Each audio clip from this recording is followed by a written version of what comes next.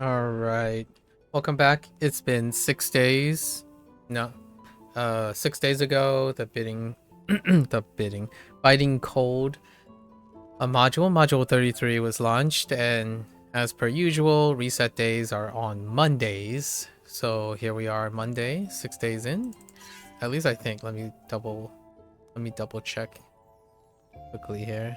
I can't just let you run into trouble. Imagine if they suddenly change it from Mondays to a different. All right. So, yep, here we are. So, all right. We are in our second week, and whenever a new module drops, I take some time, spend Mondays and then the beginning Tuesdays to go through the campaign, doing the weekly hauls, see if there are any changes. For the most part, as a part of the disclaimer, I usually use this time to enjoy the campaign side of things. They're not the greatest chunk of interactivity or like your end game stuff. However, this is how I interact with live service games. I typically use it as a point of musing. So this is where I would have some conversations about, I don't know, state of video games, live service games. Last week, I opened up with a, co- a conversation about the general direction of people, of the developer deciding like what is the value of time, right? And talked about 32.5 module 32.5 with a slaughterhouse thing, and it had a very alarming pattern to how you have people who are doing the game design and the mechanics and whatnot, like the content itself, and then you have others who are designing how long things take, like the reward system and whatnot. And it was not very auspicious going from like two modules back and both the slaughterhouse modules. It kept escalating, and I think it's very tone deaf or out of touch. Recently, for the biting cold, there was a bunch of feedback and whatnot that's been collected by the new community manager, who's been doing very well and whatnot, like doing their thing, fairly active in the Discord. So this is around the time where I typically do my segment. Every week I'll talk a little bit about, I look at the Discord, read about some sentiments and make a comment about it, and then I would end with some of that discussion. So, or beginning or end. So for now, we're just gonna go through, and at the end we'll talk about the I guess the stuff that is happening. What we did last time, to summarize what happened last time, on the first week, you enter the Cal Calderfisk docks. You come on, and then you learn about the encroaching frost by literally going into the future in a vision in the future, which we'll be doing as a weekly rotation. And then we'll do the milestone, right? The milestone for today, the first mile, the I guess the first milestone. We met the chieftain, his wife, a seer, kind of a scientist guy, Hans. I only remember Hans's name. Oh, maybe like Yasar or something. And like she's like one of the future peeps. So you were given a sunstone in that vision and a potion to like protect against the encroaching frost. We didn't do two things last time, which is figure out how the encroaching frost thing works, which is the timed world event, I suppose. And that is actually a topic, a current, very vigorous topic right now regarding encroaching frost, which I've figured that was going to be. So I wanted to give it a week before we tackle that. And then we didn't do any of the heroic encounters. So we're going to try to do the heroic encounters and encroaching frost. I don't think, I'm not sure if I have access to the dungeon. I might have to complete the milestone thing at the second week, so I'm not going to do the dungeon until week 3. because I don't do milestones when they cap. One of the really, in my opinion, incredibly counterintuitive designs that they kept for as long as they did this weekly haul thing is the idea of putting the milestone at the end of a weekly haul, which is really counterintuitive. So what I typically do is I do the milestone the next day, probably just because I don't want to go over my time. We met, and the main thing is about the encroaching frost. So now we're just gonna help out and see what happens. As far as I know, one of the most standout things is I rebalanced the audio for today specifically because I think the music is fantastic. I quite like. All right, dude.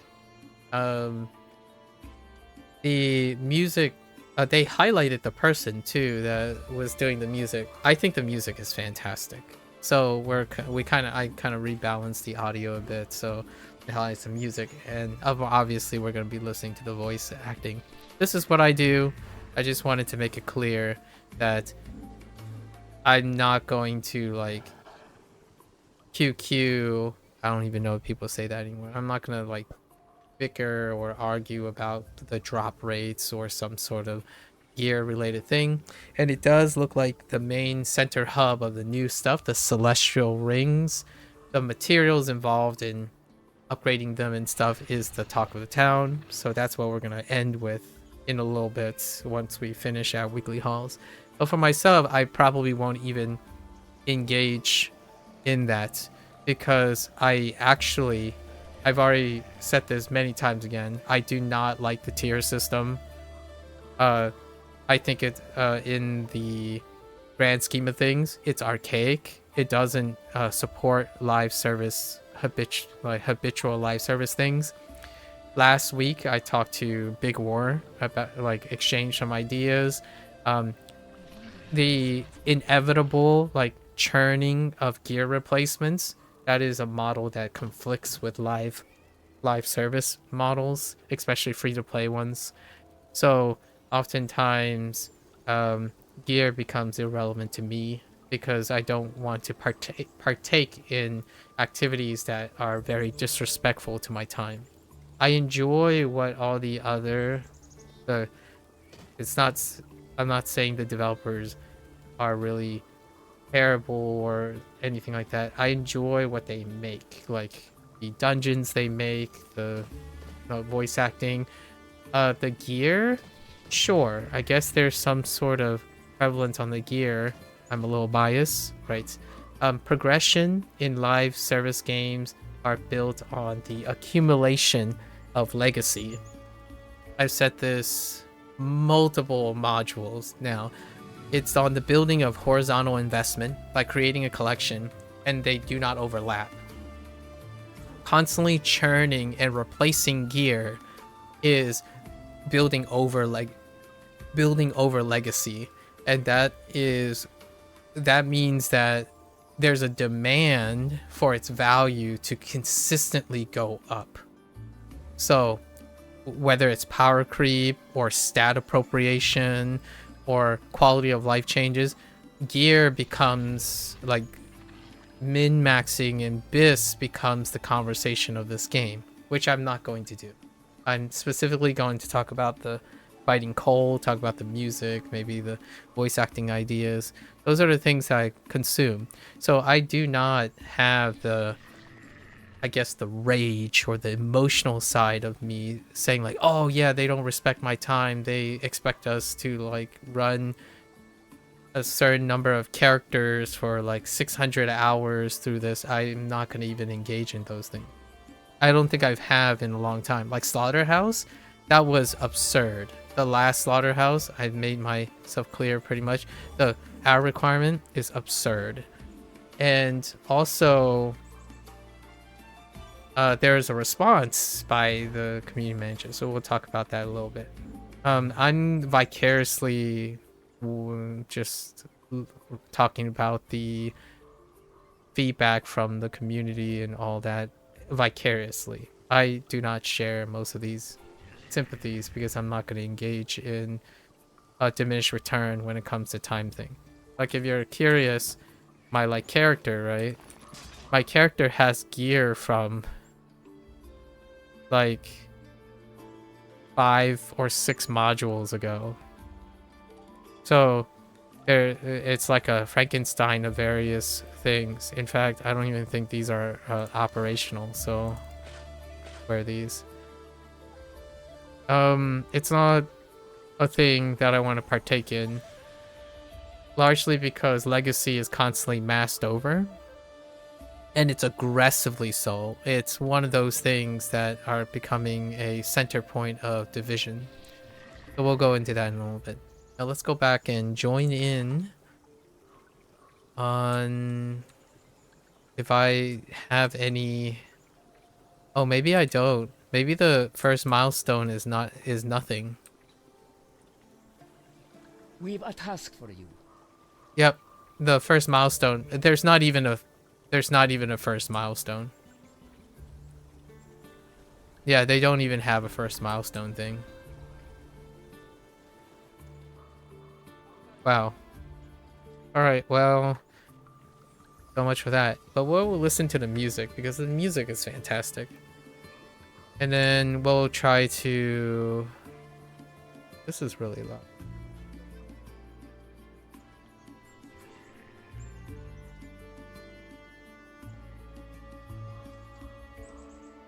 Pretty sure it's effects.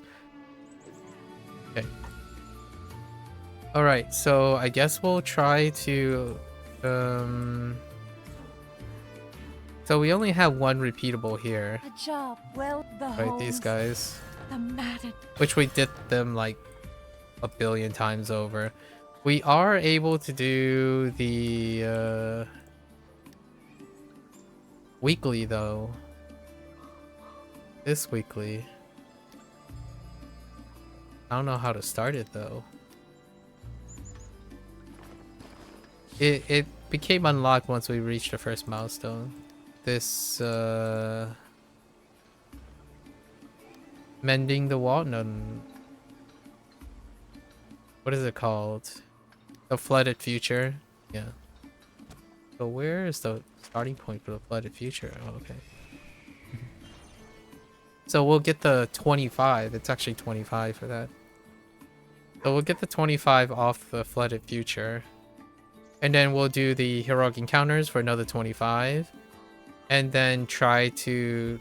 The encroaching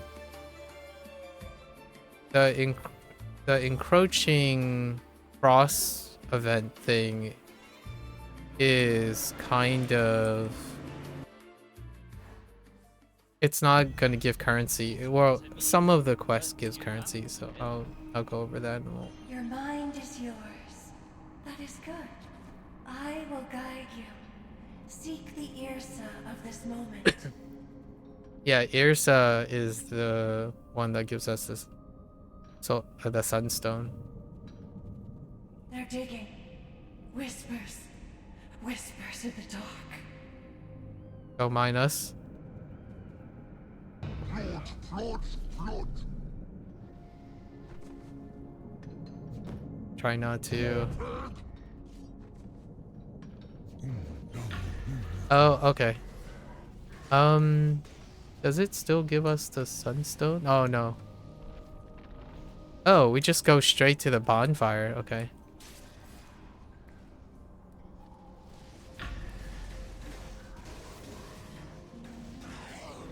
So they make us light a bonfire so that you can't just specifically just straight up run to the bonfire and despawn everything. I think that's how they went about it. So you can't like just run to the bonfire and then like take yourself out and then cause them to snap back. Draws near. Okay. A final obstacle. So they abbreviated this. They went straight to the arena. Interesting. So you didn't have to like grab the buff or something again. Oh, this track is pretty good. I like this music track. The music's great.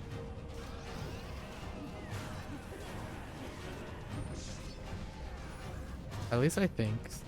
This is a track. Yeah, it's kind of a blend.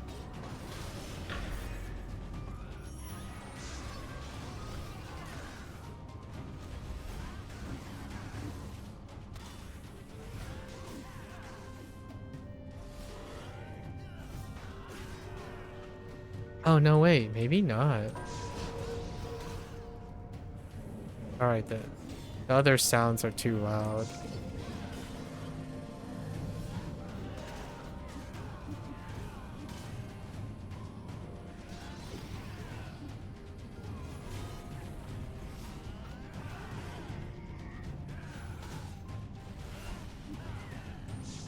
I hit like a wet noodle.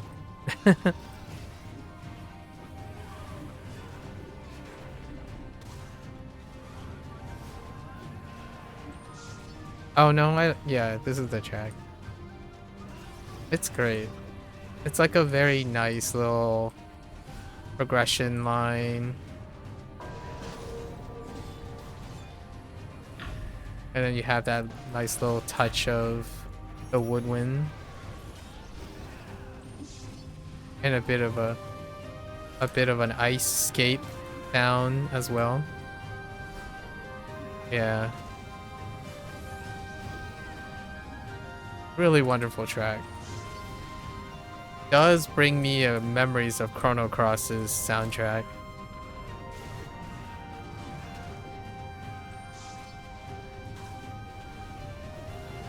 You have the hints of like Icescape with the tribal drum like thing. Even some voice samples.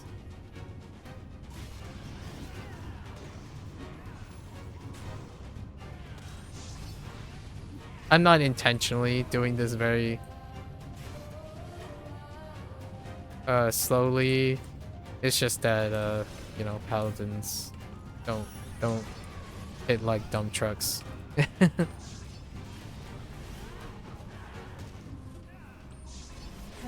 remember what you've seen. Alright. Bring what you found to Hans and Irsa. Alright, so that's cool. They shrunk down the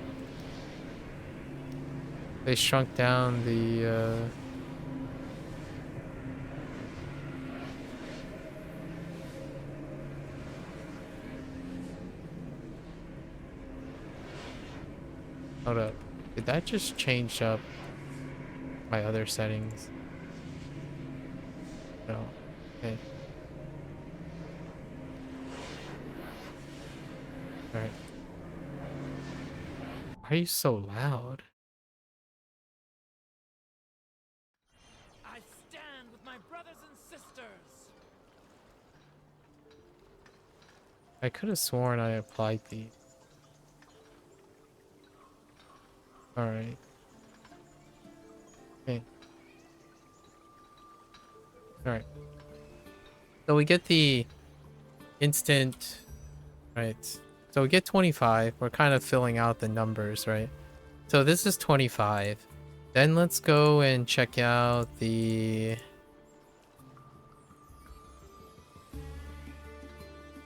the heroic encounter. Other than that, there's this wanted thing that's a daily for the In the Frost. Or maybe not. Yeah, oh no, this is the name encounter thing. I guess we can go find what... Go try to find the name encounters. Which is for 25. And wait later for the Encroaching Frost? Oh, when you participate in Encroaching Frost, it gives you 20. So we'll try to participate in one of the things, maybe. And then we have activity to float. Alright, so let's look at encounters. There's a lot of waiting, I guess. This is kind of one of the uneventful things. Why I typically skip heroic encounters as well. Or like Encroaching Frost, whichever one comes first. So we're just gonna check and hope that there's I was told that one of these I read that one of these heroic encounters are basically skipped over because it's not working that well. So these are the 3 here. So I'm gonna sit here and see if anyone is doing it.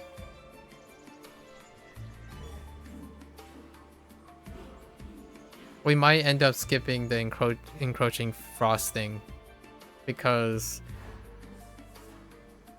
I guess most people are either done with it, or like just done as in taking a break from it until like some adjustments are made.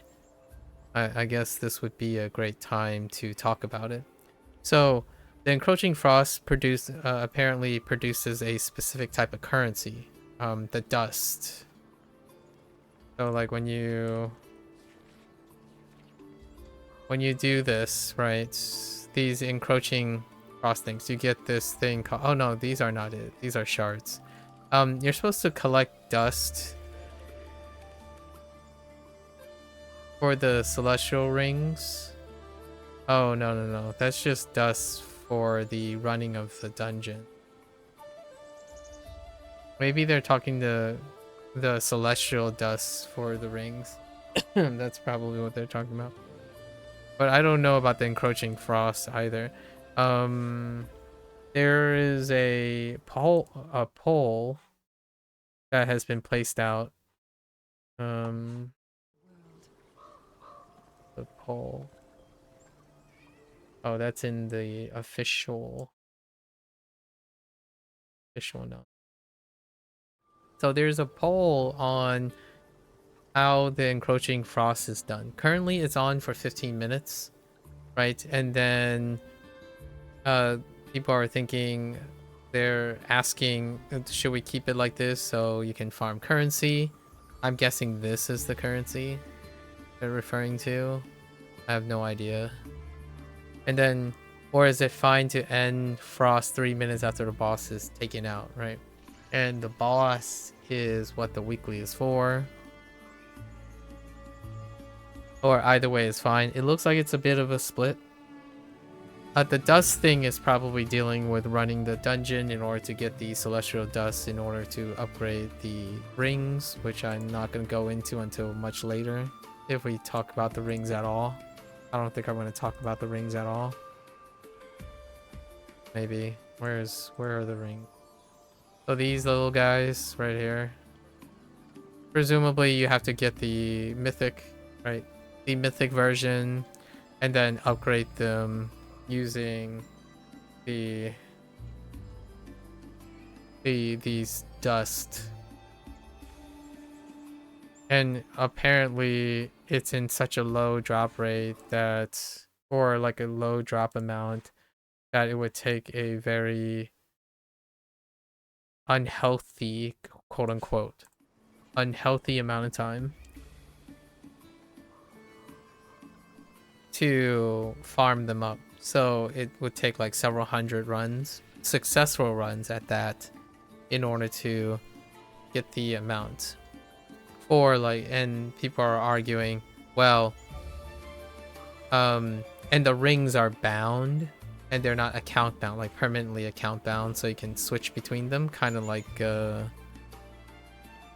vaults in our stars. That was the last time I tried to do end game content, like Vault in our Star Hardcore, where the ring of wind happened. So I no longer do that anymore. Since then, which was multiple modules ago. And now it seems like, well, if you want to get the celestial rings or the upgrades for the celestial rings, it requires a disagreeable amount of time, which is true for nearly there's stuff like the previously has already happened multiple times in the last 3 modules. It looks like there are some people we can jump on here. No, it's up to capacity.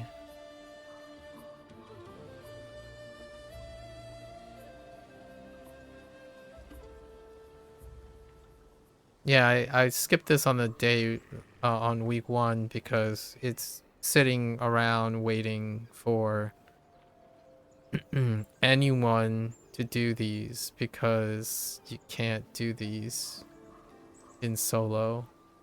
And this artificially inflates the time. I think most of the designs constantly forcing more and more of the expectations of the limited number of people is out of touch.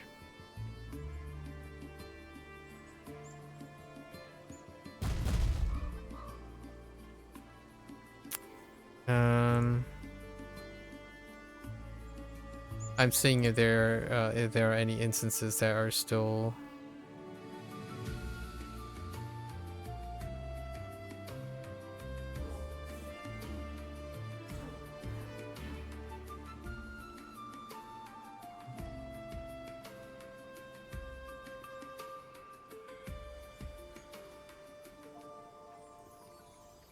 Let me just sit here.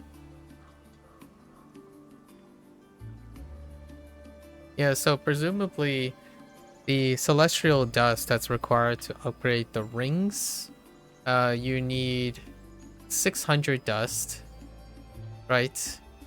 And typically players, right, the existing players would have at least three roles: tank, DPS, and healer at minimum. So, and that would mean approximately 5 rings. That leads to about 3,000 dust. And apparently you get roughly 5 dust per run. So however long a run is, this is presuming it's successful. I would say probably an hour. That means that you would get, like, it would be approximately 600 hours. And that's like off the charts. So now others have more rings and so on. So the response from the representative, they doubled down and held firm and said that they had tried their best to create a fair amount and like a fair rate. Well, I guess we'll see how that goes about. I'm not going to be engaging in any of that, like upgrading Celestial. I haven't seen nearly that interest in any of these things. It's already difficult enough to constantly have the developer force these things in, where you sit here, you either start you start a chain, or you have people constantly passively typing the same thing over and over again to like group up, as opposed to like the campaign zones are going in the way of pretty much everything else, where you have to be doing something else. Like for me, I'm basically sitting here talking about the current events in Neverwinter while waiting for, like, maybe I should start something if I can see enough people. But really, it's passive people who keep typing plus train, plus train, plus train, please. And that's not quite the way to go about it. So eventually, I sit here for a little bit and realize we should just do our repeatables and treat the game like it doesn't have any heroic encounters or any world events, because either the way they stack their instances is disagreeable,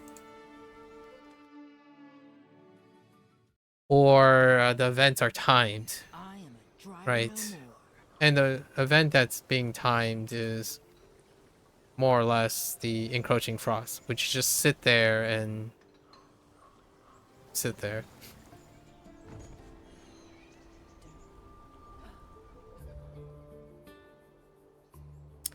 I entered an instance that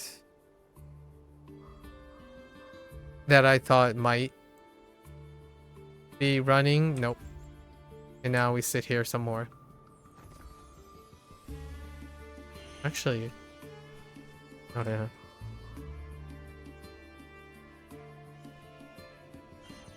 I would say that this has even less things to do that is player friendly or time friendly than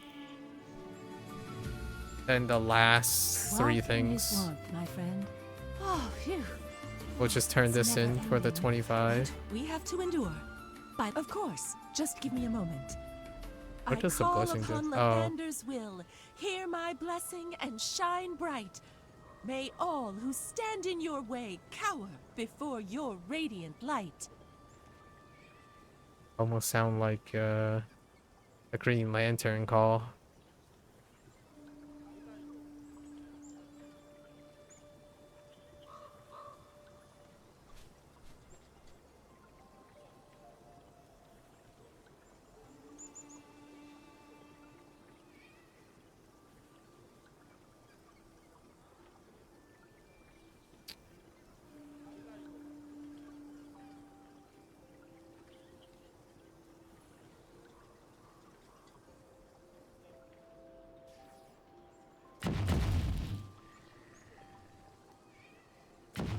Well, let's see if we can 10. 10 is out of question. Who keeps doing that? The heck? Where's that coming from?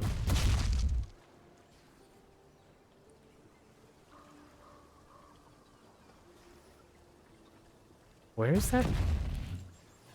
Let's write this tale together, shall we? Okay, well, I'm gonna move away from there. Okay.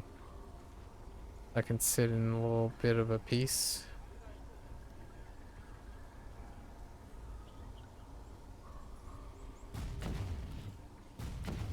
Oh, wait.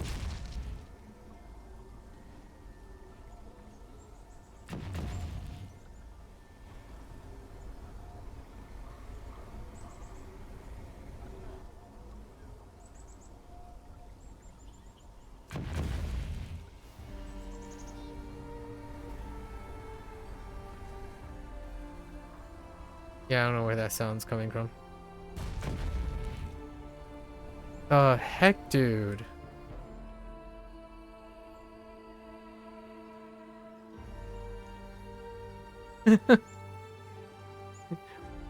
Leave me in peace. I might have to turn off the sound effects. Let me check the dungeon for a sec. And the abbreviation, what's the abbreviation for this? AGS? No.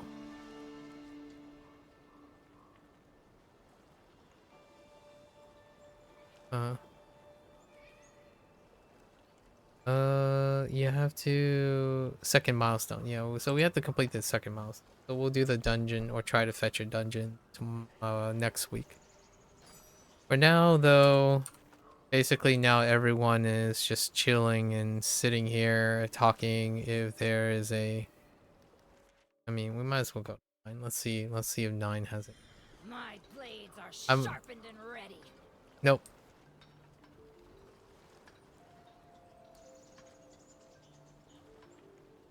I think this is the biggest, an incredibly big dud. The experience has gone so far south. Let's see. What else can we do? Well, other than just sit here and wait for the encroaching frost, right?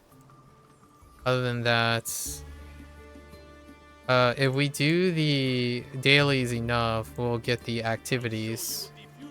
The activities will trigger, so that's another 25. But that means doing the repeatables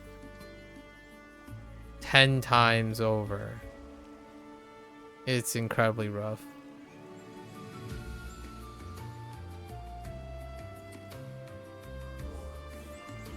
I could sit here starting a train, I suppose.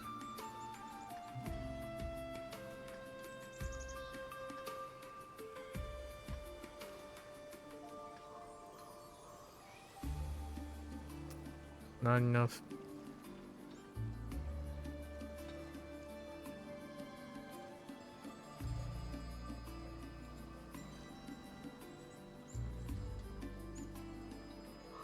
There's really not much to say anymore.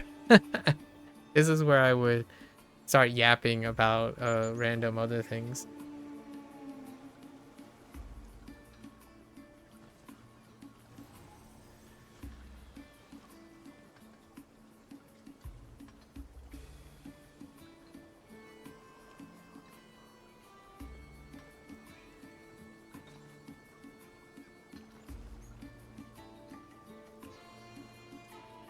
Alright, well, full it is. The one is full, and that's the only one. Ooh. Alright, we got number 4. Number 4 is good. I am a Strider no more. Alright, so we finally got an opportunity. Let's go and find out. I think they gather at the top 2. Apparently the one south is like live without it. I haven't even been up in this region, have I? Oh, wait. Maybe.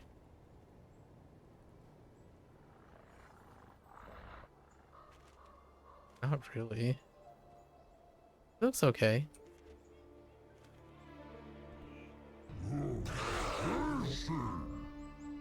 It's like Velosk. Or Velosk. Something. Velosk? Oh. Well, that's awkward.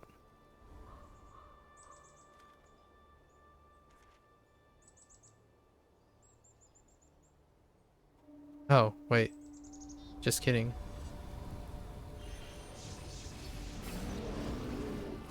Alright, here we are. Stormcaller. Play the Stormcaller. Oh, he was creating that obscure thing.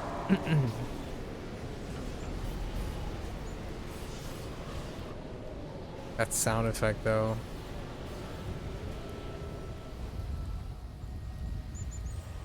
Alright. Your standard stuff. So now what? They just go to the second place? Alright. We'll do them a couple times just to see what it's like. Apparently one of them changes. Oh, okay, that's... well... some people are doing some parkouring. Alright. So... we'll see what it's like if they change or not. Apparently one of them changes. What is this?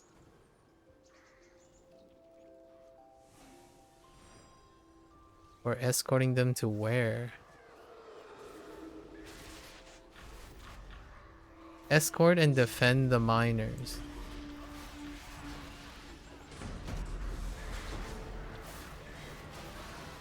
To where? I wonder. Is my miner still with me? Yes. Oh, okay. It's very dark here. Not that type of miners. It's, you know, pickaxe miners. Okay.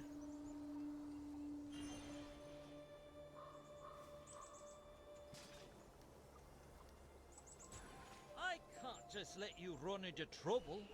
Oh, you can mount up. All right. So overwhelmed by fear, the miners were. Oh, you can. Oh, you can. You can run a little too far. All You'll right. need explosives. Those sappers should have some. Destroy the remaining rubble. Collect explosives from the sappers. Ignite. Okay. All right. So second phase. And all the miners left. How do I know that I picked up some? Can't tell.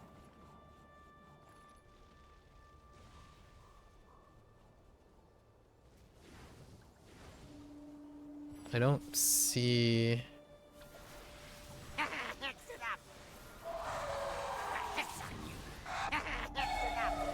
I don't understand what the balancing is for the. Oh, there it is. For like the mobs callouts. Is that attached to the volume of the voices?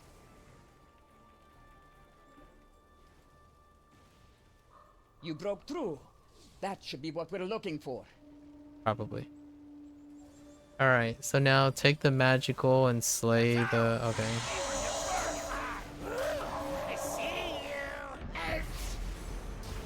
And then that's it?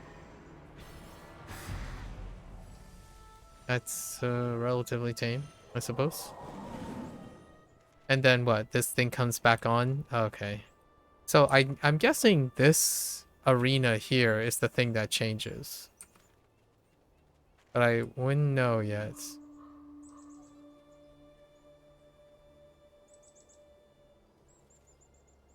It's certainly a short distance. Let's see. Oh yeah. So this thing changed, right? Now it's no longer the Stormcaller.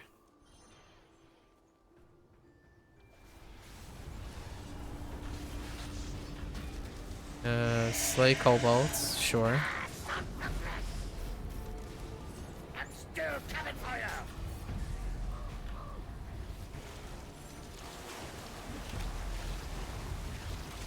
You'll need to unbind the spirit to renew the runes. Be careful. Sure. Unbind the runes, you say? Oh. Interesting. Hmm. Neat.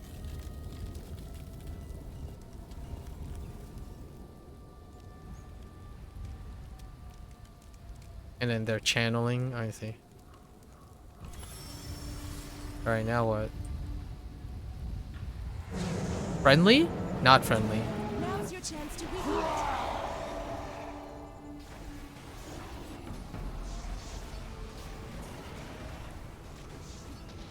Lure it back to the seal before it escapes. Renew the binding.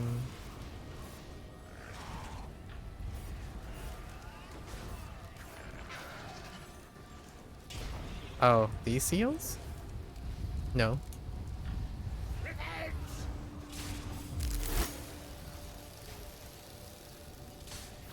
Oh, I see. I'll get you for that.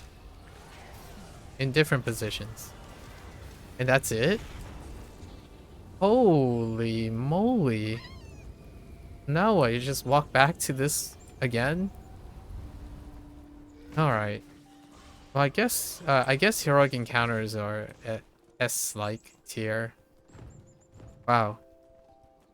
That's not much. I'm gonna tell you now. That is very not much. So we got 75. Oh, we got 50. Oh wait, this changed too. Oh, okay, so the heroic encounters are changing. Corruption, pain, torment. It needs to be cleansed. Okay. Lay them to rest by their statues. Slay Then wolves grant them near peace by summoning the guardians. the different statues. Oh. And then what? Are we supposed to take out them? Yep. Rub boar away from the statue. Okay.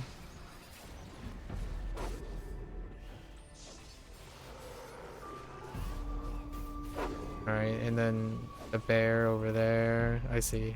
The guardians. Interesting. What's this last one? Wolf?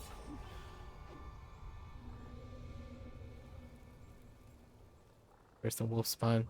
Can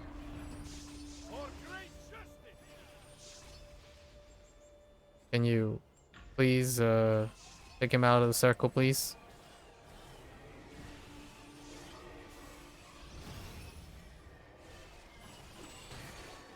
that paladin, it's so obvious they have no. Corruption must take form before it can be expelled. Sure. Oh, hi. And then all three again.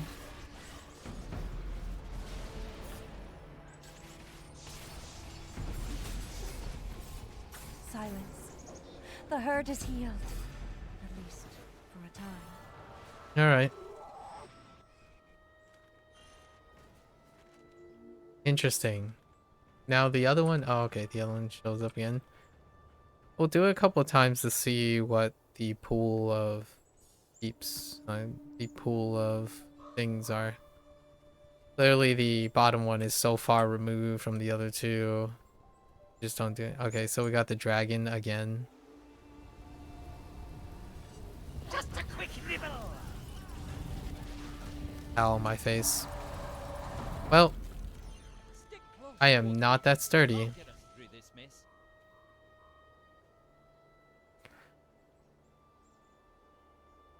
Oh, it's okay, so it's abbreviated AJS? The new dungeon? Huh.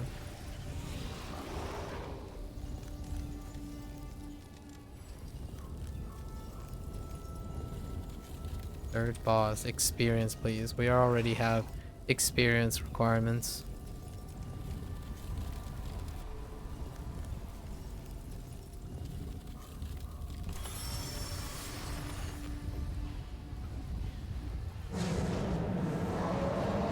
Now's your chance to weaken it.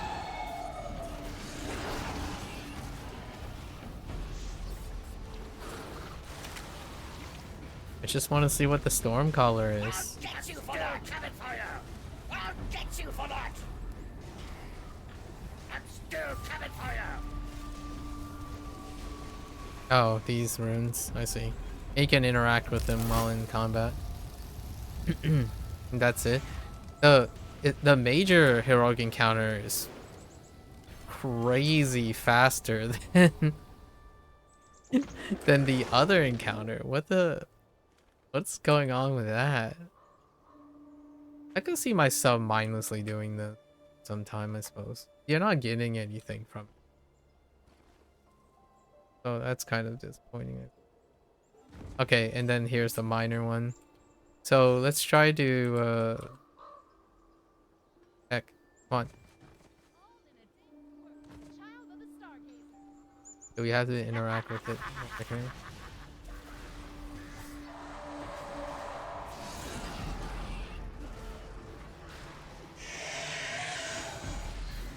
Escort and protect those miners. You're mine. I want to see the storm caller, I suppose. See what it's like.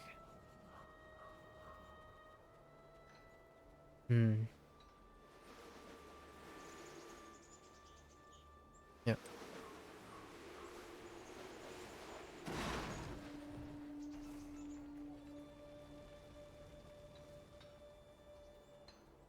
I think we're gonna do no. Let's test this. If I remove the voice, does that remove the really loud call out stuff?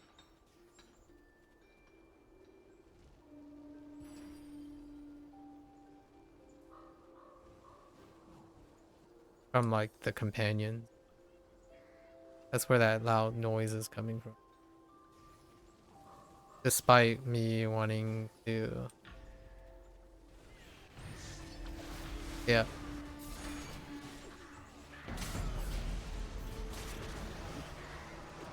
So we'll do it this way. When we're farming, per se. I don't know exactly what is it that I'm farming. Maybe we just wait for some encroaching frost to show up. I guess you can keep doing this until the encroaching frost shows up. Yeah, you have to complete heroic encounters to do the encroaching frost.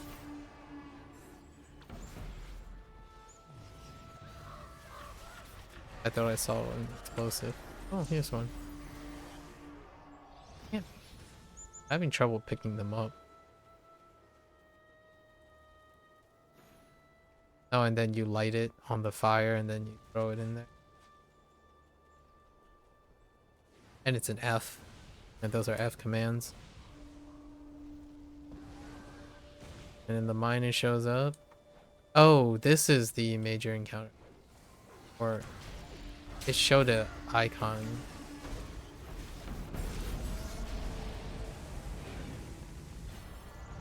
Oh no, that just shows a minor encounter. There's a graphical glitch. Like on the mini map, there's a graphical bug where the icon keeps flickering to two different things. Not surprising.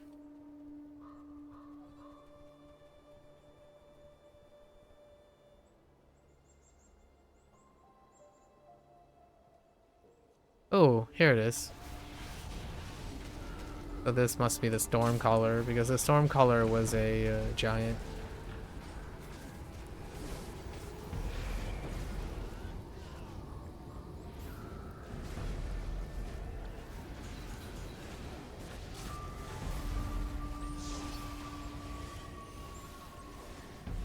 So here's the deal.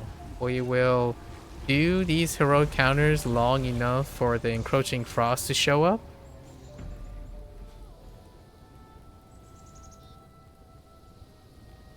And then see what that's about. If they don't do it, then we'll just pass on it. Oh, so you're supposed to interact with lighting the... Okay. The braziers. Sure.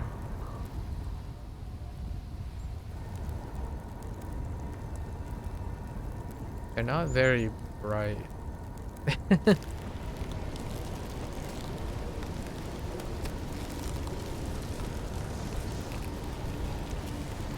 Do we stay next to? Maybe not.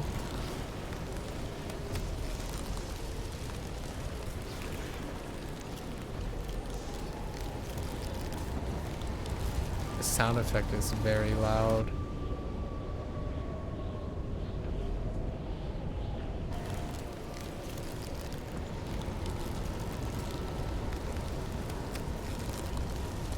Okay. So that's what I missed. Fair enough.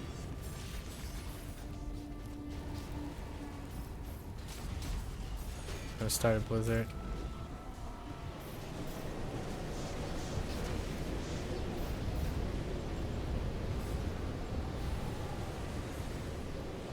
Alright. I don't know if I'm gonna hear the... We're not gonna hear the voice of whatever that is. That's okay.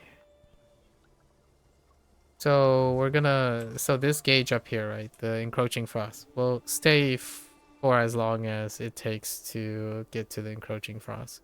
Which is already taking... It already looks like it's taking a really long time to build. So I would say encroaching frost, debilitatingly slow. Personally.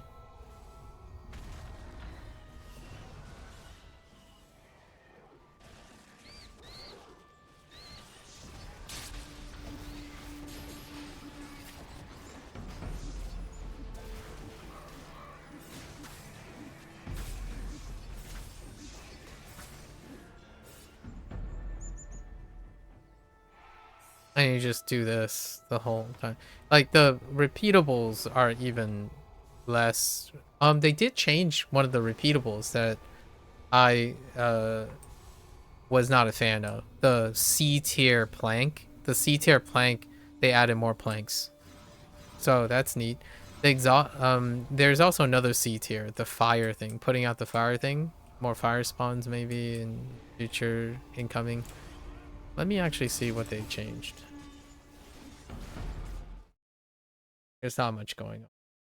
Oh yeah, I'm going for... Okay, so what they did was feedback and bugless.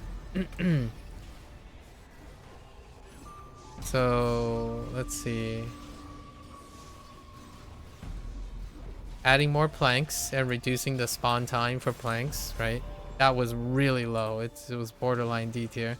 Encroaching frost will be try the amount of shards that are dropped as fair as possible. So there's something about the shards being that are low drop rate or something. We don't know because I haven't even done an encroaching frost yet. And it looks like on average, even if you're going as fast as possible with a train, it looks like it's at least 30 minutes of this before you see an encroaching frost. And then regarding BOE, so this is from Kyrie, the community manager. Regarding BOE gear, there are currently no plans to retroactively alter them from past. Yeah, people talked about that. Well, we are pushing for Arbiter, and then there's Arbiter changes. And what else? Relocating Vanity. Yeah, there's not much other than that. So the planks get changed. I don't think that really addresses the kind of the incredibly lack of balance between like solo things you can do. I think the Soul Harvest was much in a way. Obviously, milestones will open up more tasks, so we'll see. The week 1 tasks are 2 C's. It was like 2 C's, the plank and the extinguishing the fire.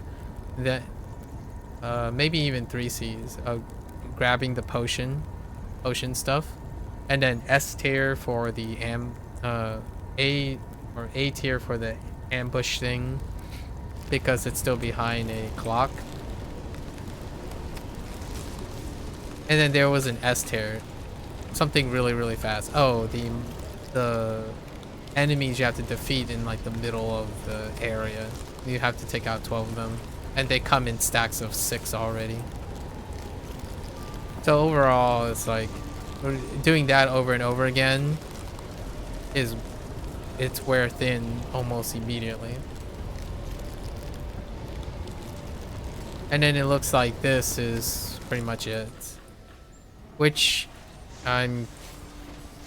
makes you wonder what is what was the idea behind the motivation to make Encroaching Frost so long.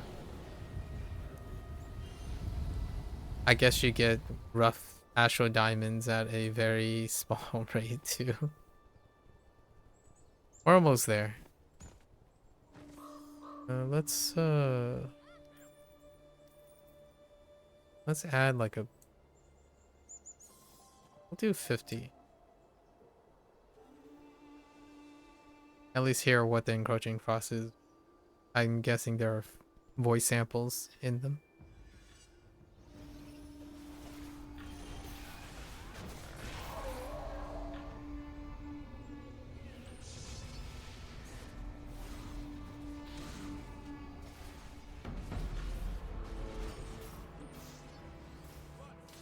Come on. Where's the bear? In the sky? I don't even... What? Okay.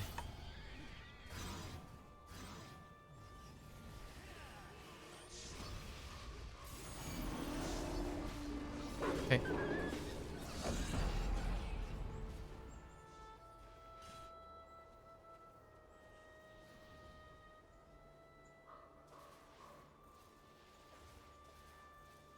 What happened to the bear? There are no bear spawns. Uh-oh. Oh, there are. Someone basically pulled all the bear out of the range of the circle, so couldn't even trigger it. And then those aren't in the circle. Those aren't in the circle. Alright. Those got in the circle.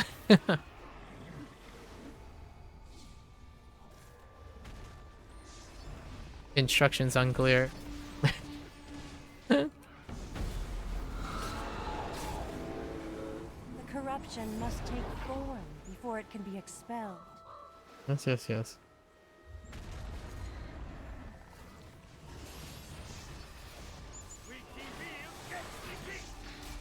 So they only cycle between 2 heroic encounters. That was bad, man.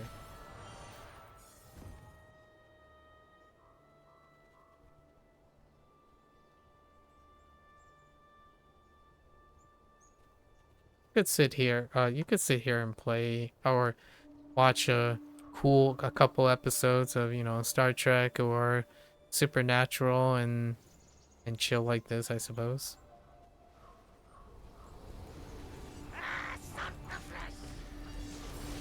Oh, I don't have my artifacts up. Just a quick nibble.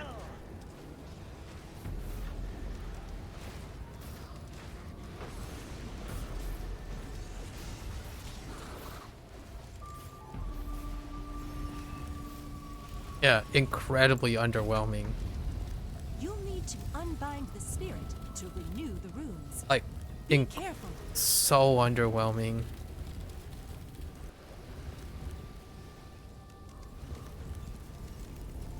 Don't waste that swamp. Don't waste that swamp.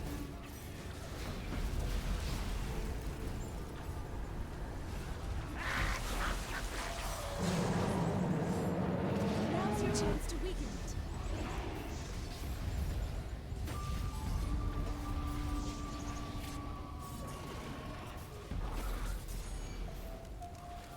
Good. Now reactivate the runes. Hurry! Eh?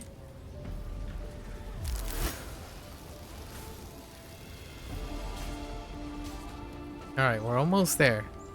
We're almost there.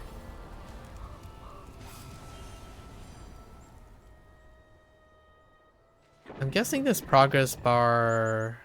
Yeah, you have to do heroic encounters to get the serialized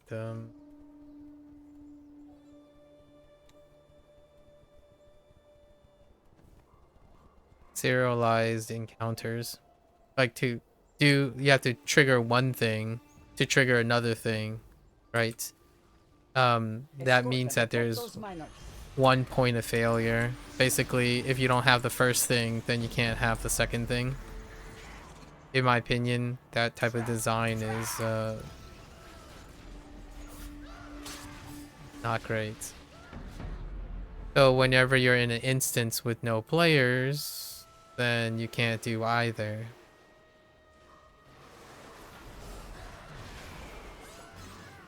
I don't know who made that call. But I think it's wiring things in series instead of horizontally spreading the task is it's hard to overlook that as a design choice to extend a game time, play time.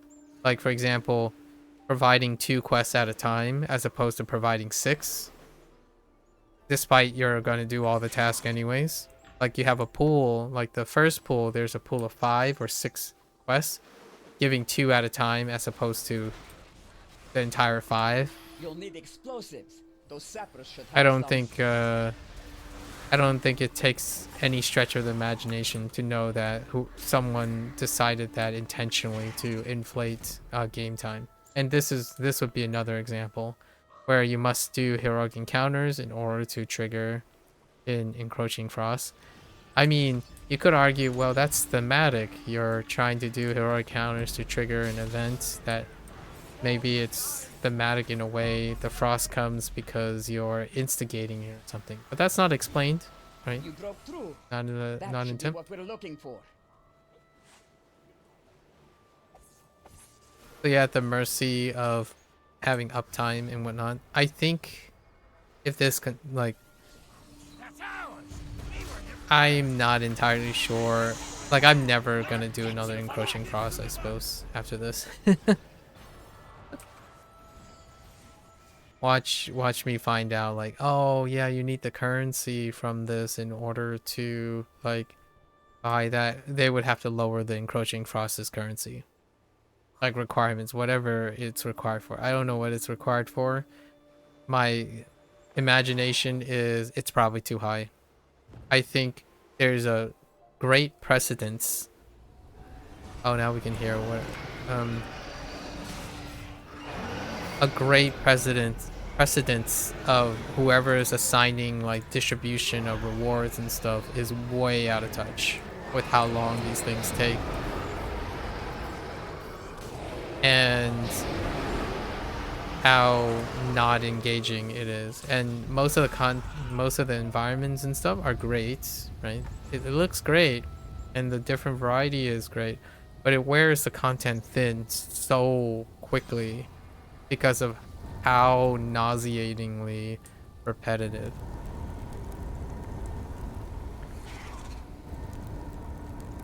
Like, it's not like these heroic encounters are gonna change,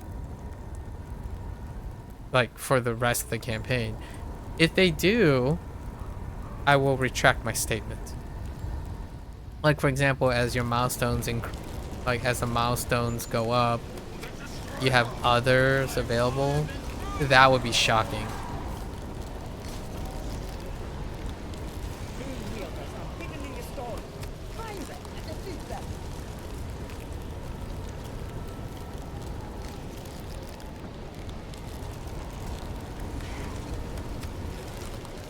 Someone's missing. Who's still up?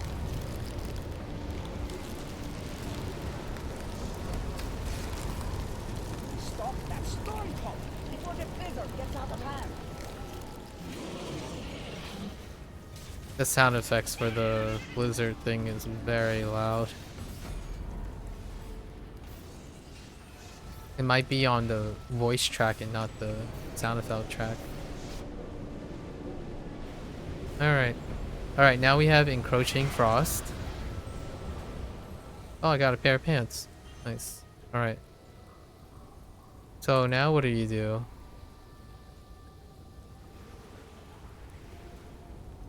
Okay, I'm just gonna follow the group.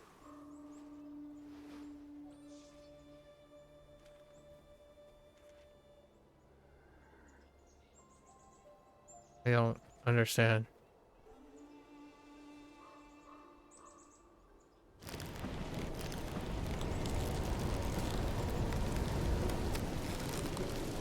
Okay. Oh wow, okay.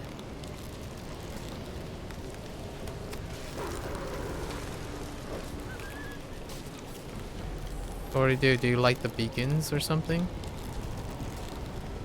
To summon... Slay enemies within encroaching process, summon the warden, okay. I see, so it's in this area.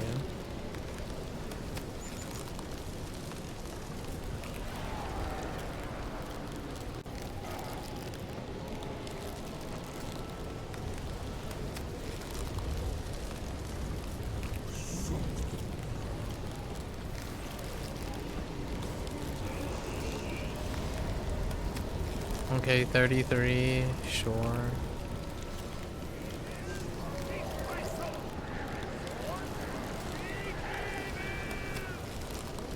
Is that an owl bear? Ow. Alright, now slay the wardens, okay. So we have 3 wardens.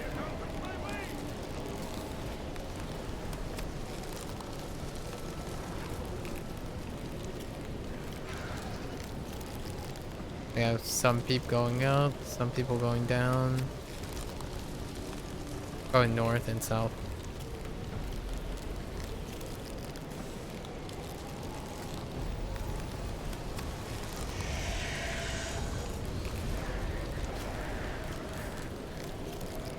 Alright.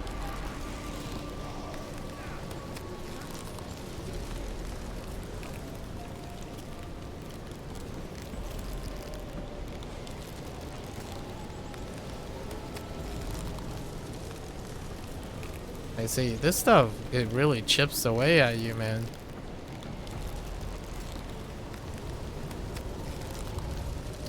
Ritual runes have appeared. And they're over there.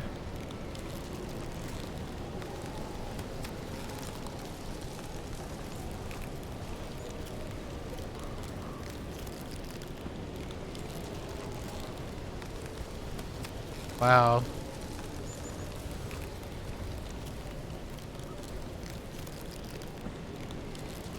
I need a beacon. Save me from this frost. Alright, then the Reaver comes up. Okay.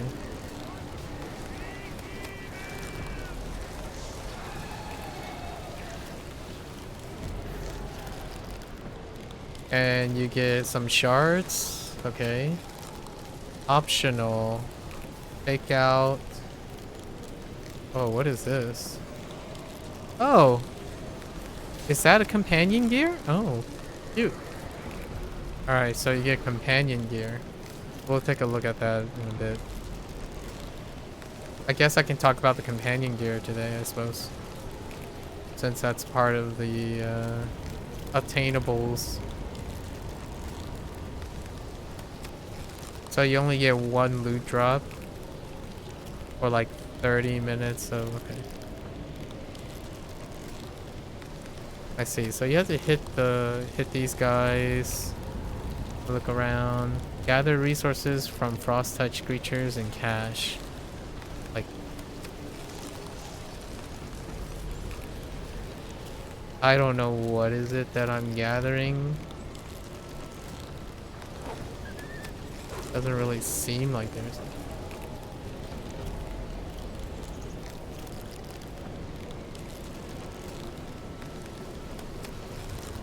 Where's the pillar at?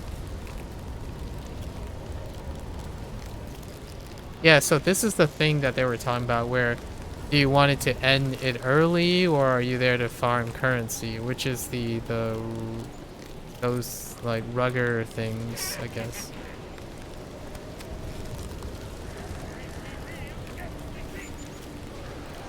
Oh, and you can get shards from taking these guys out too.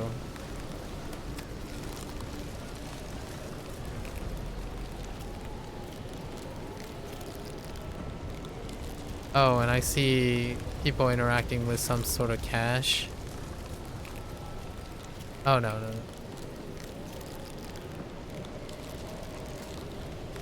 Can I recover by leaving the zone?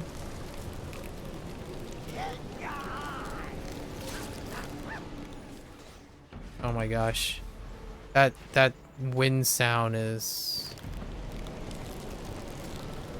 Okay, and I'm guessing if it ends, right, as it ends, yeah, that's optional. I think I get the point. So you spend 10 minutes just farming currency with an obnoxious wind sound. Nice. Obnoxiously loud wind sound. All right.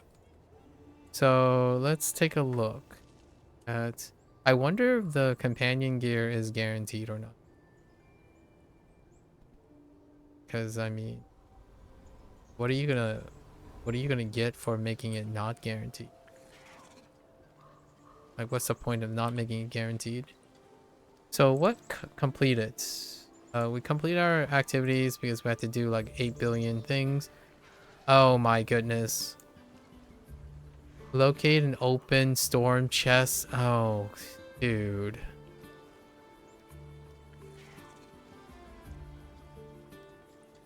Participate. Alright, well, is that even... Do I not even get credit for that? Are you serious? Wait. Participate in summoning ritual within the encroaching. Ay. And you still have to get credit for taking out. There's so much like not good things I have to say about skill credit, and that is ridiculous. Alright, well, hang on. It's still going, so let's go and look if I can even spot the whatever the chess thing. Oh no, it's over.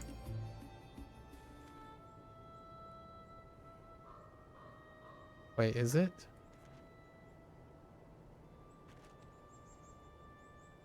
There's supposed to be like eight minutes. So no, it's not. It's just there's a map bug. You have to actually or the map doesn't indicate it anymore. Yeah.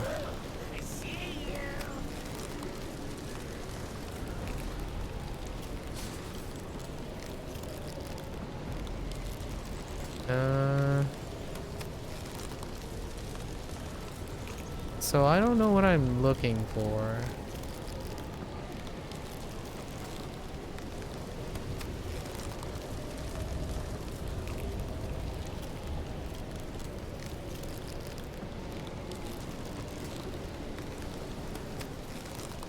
Oh, these things probably.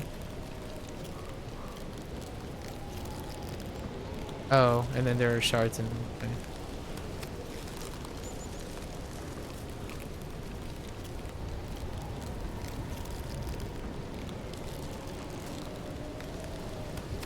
So they created this really, in my opinion, extra obnoxious way of needing to do something within a time limit that takes like 30. It takes a while to show up. And it requires a group. Oh, are these the things I need to hit? No. Oh, these are the archons you need to take out.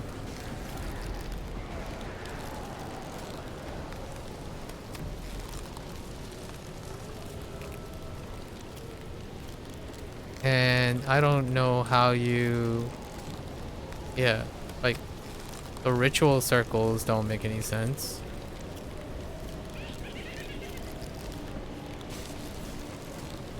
Okay, so we did take out frigid foes.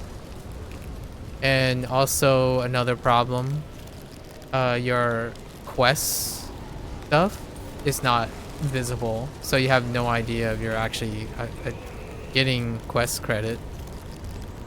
So you're at the mercy of your interface. Like there's no indicator whether you are doing it or not. That's for the daily.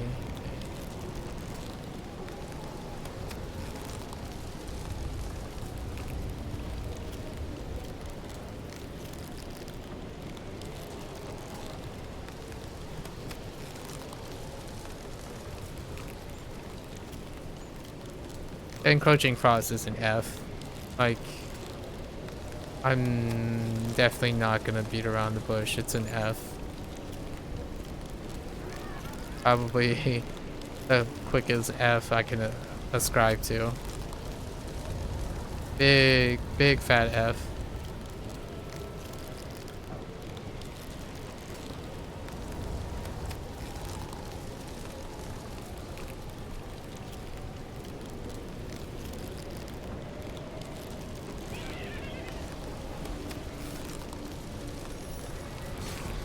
Here's one. Oh no, it's the same one.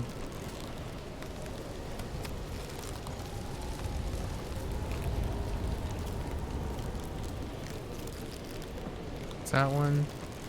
Okay.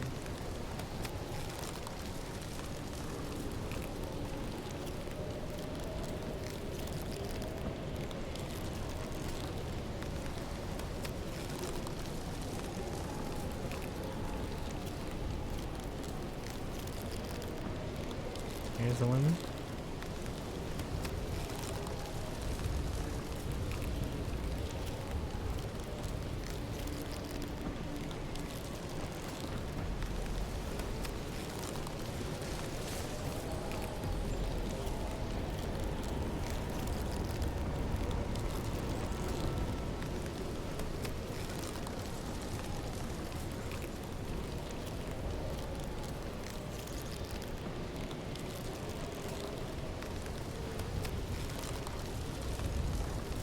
guess I kind of have an idea where the chests are.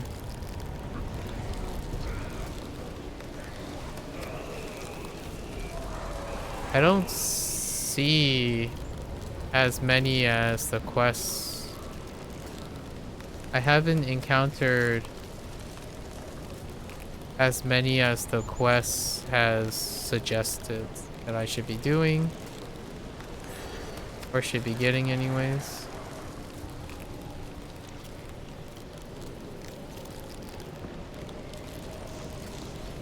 And these are named encounters, so the name encounters, that's one.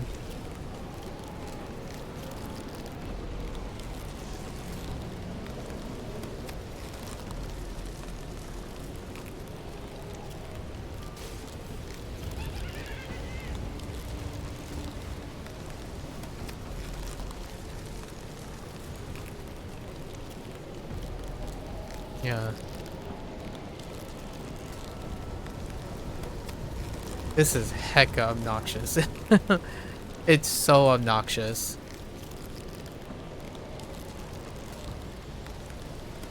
There are chests up here. Oh, I see one. Okay. So maybe there's a chest at close to each brazier.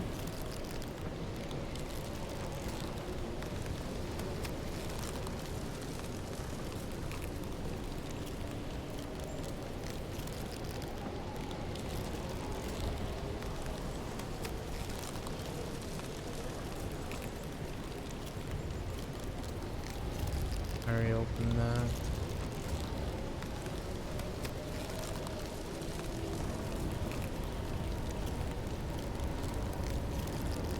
That's not a sound. That's not a sound assumption.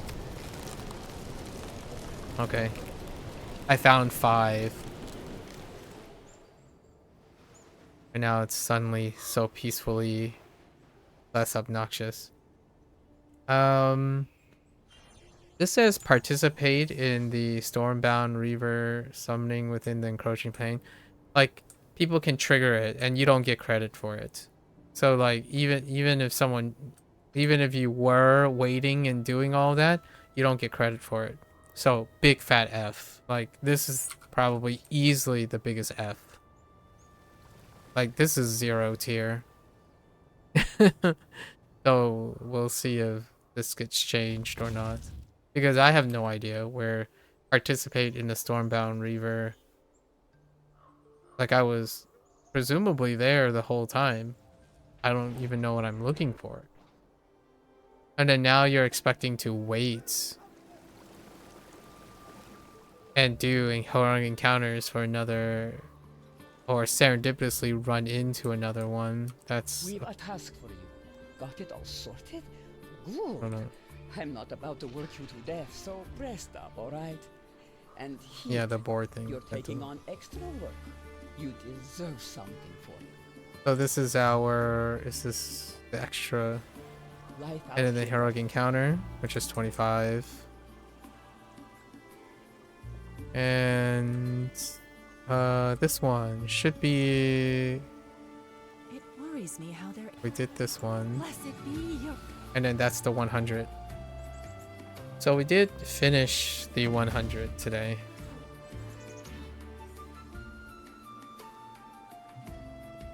And we're not going to do the second milestone in order to unlock the dungeon. We'll do it next week. Because I don't do milestones until the following week. So there you go. We did the heroic encounters that people do, which what was it? Have the Stormcaller event and then the dragon. I don't remember the dragon's name. And then we had the spirits, the corruption animal spirits, and then the mining thing. Then the encroaching frost thing happens here, over in this section. You have to eliminate enemies and then eliminate the warden. I don't know I think you have to hit one of those panels on the ground while the event is happening or something like that to get credits for one of them. These are not for currency though. It's for whatever the shard is. So let's take a look at what the shards are for.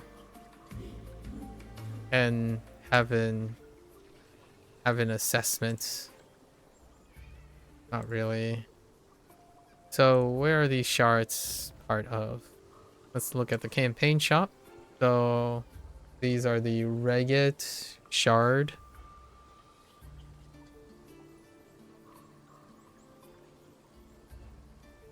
You don't need it for the beginners ketchup, the ketchup normal gear.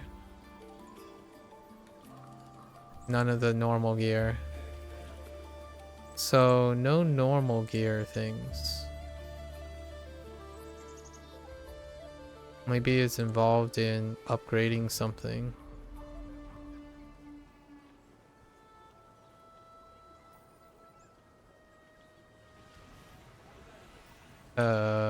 Okay. There might be a vendor down here. Okay. So here's the advanced gear. You either love it or you hate it. What is this? Coldstone amulet. And there's a weekly cap on these currencies as well. Obtained by completing advanced and master. That's a wild. That's absolutely wild. And then I'm guessing separate currency, Coldstone brooch. Also a weekly cap and a maximum hold. There's still nothing for shards. And then we have the advanced and then master shirts. I'm not going over gear, so advance. Here's the, I don't see what the shards are for then. Yeah, I have no idea what the shards are for. I'm assuming it deals with some sort of upgrade.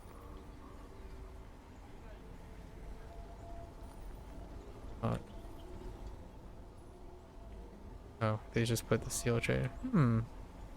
Intriguing. Oh, no, wait. It's probably for boons. Hold up. Well, there's 10 there. Oh. And to get the key. The key for the dungeon. Okay, so these are the two currencies are used for keys for the dungeon. Fair enough.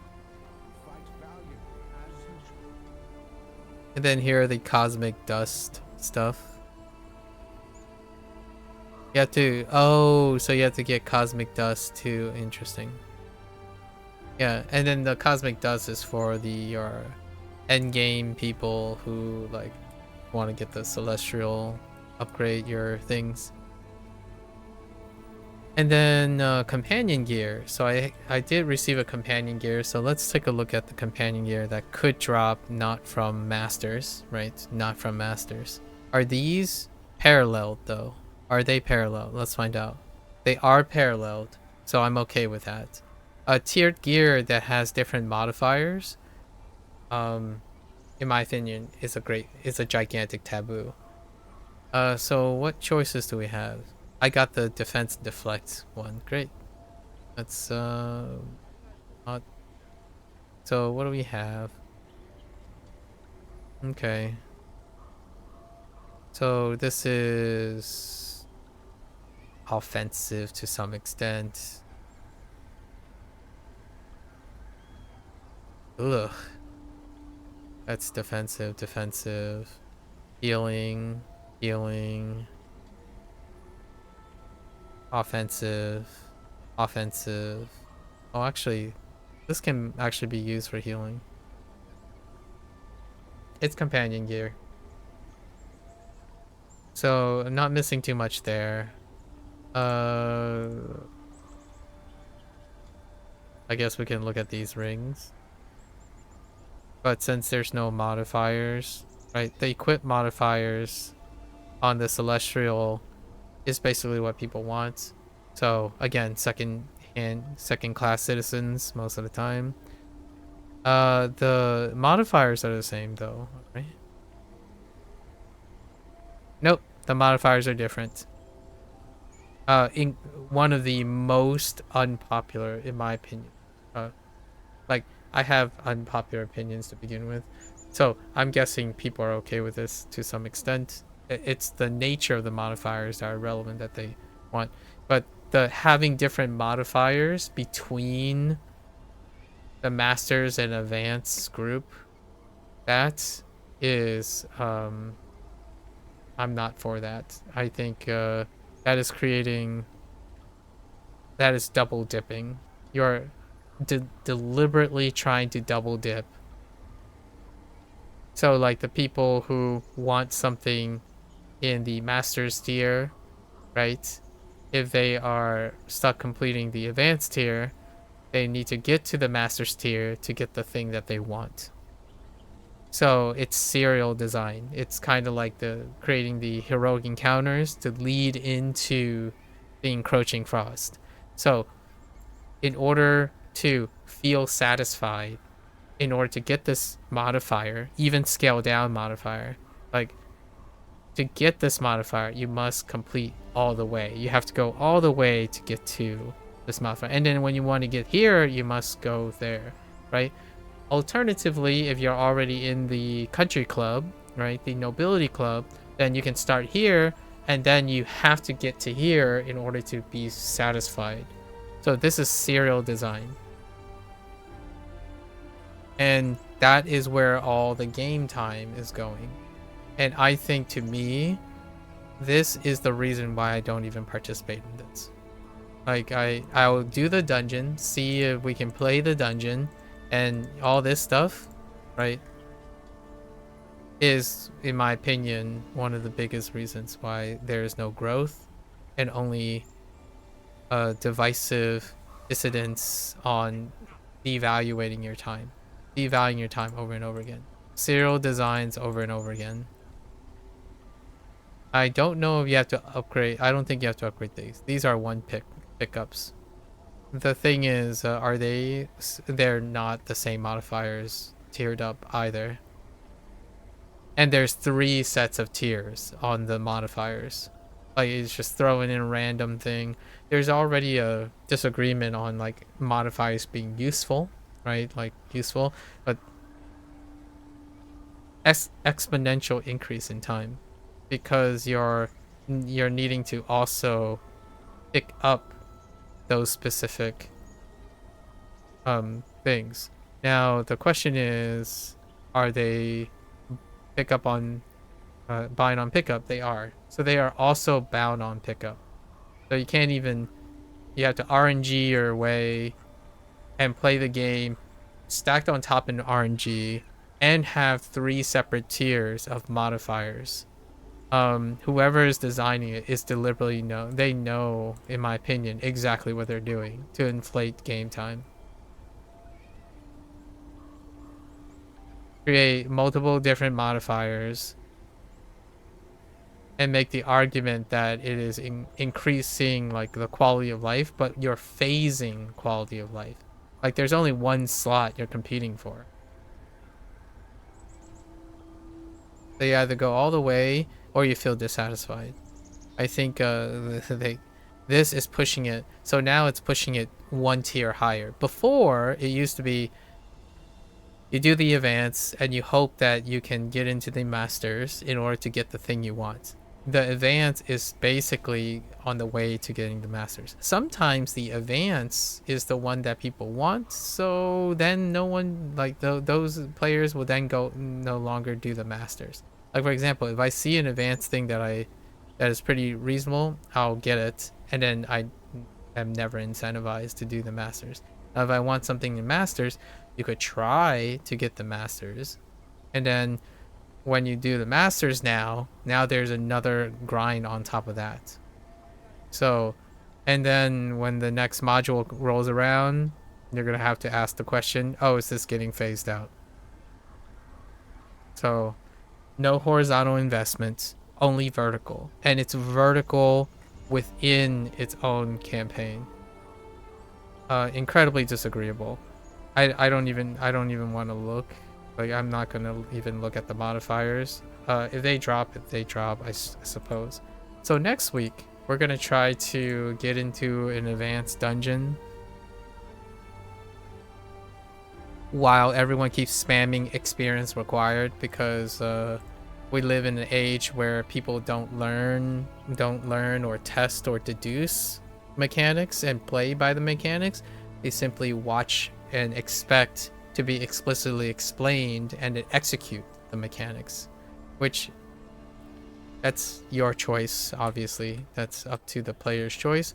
For myself, much like my language learning foray and whatnot, I tend to enjoy doing the deduction work and the critical thinking skills, not watch a video and execute on, like, measure one's execution.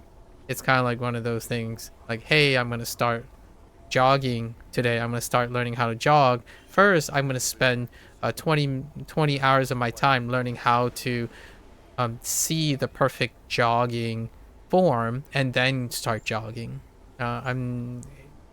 Yes, that type of thing would be great for things like dieting and stuff, but games, kind of not my cup of tea.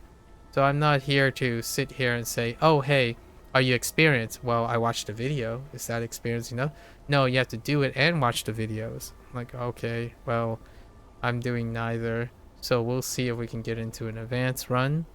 The alternative is like when someone says, oh yeah, I can't tolerate when people aren't informed. Yeah, and you also lack critical thinking skills. We all have our interest, I suppose. And my interest is playing games where people still use their critical thinking skills. In this case, obviously, I'm not playing this to develop my critical thinking skills. There's no, there's a very lack of critical thinking skills. The case that I'm playing is basically logging on and seeing what they make. So do the dungeon once, the advanced dungeon once, see how interesting it is. If it's entertaining, I'll do it again. Maybe there's a super blue moon chance that there's a master's tier somewhere. I don't play in a time slot that this is ever possible. I actually offered my hot take the last two modules instead of doing trials or even dungeons, solo dungeons.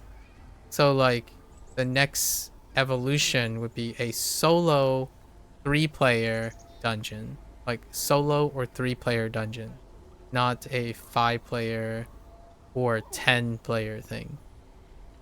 That's obviously my take on it. If people are really competitive and they want to, you know, see who's the best, well, there is one way to really determine that. That's a little bit more than the team aspect. And then someone will come in, right? There's going to be your person who comes in and say, well, if you wanted to play alone, right? If you wanted to play alone, then you should have just played a single player game.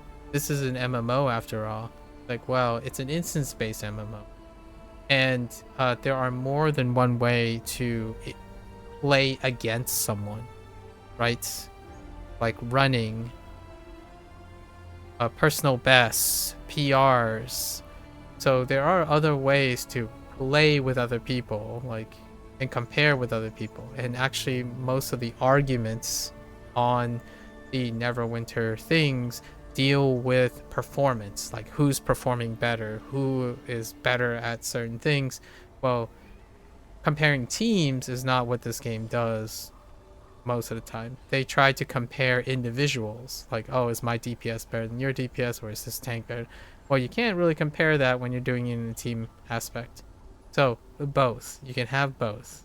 My inclination is that it would be interesting to experiment to see how much game time and feedback one gets if they reduce the number of players or do single player challenges that compares people, right? Otherwise, I'm stuck doing basically I ignore the group content, and then talk about the group content. Talk about how people spent 30 to like hundreds of hours getting their one magic ring that gets replaced in another two modules, and so on and so forth. Not my words, more paraphrasing of other people's words. And that's kind of how we're gonna wrap it up for today. Second week, probably even worse than the first week. It's pretty much no different than the first week. So the first 2 weeks are wild.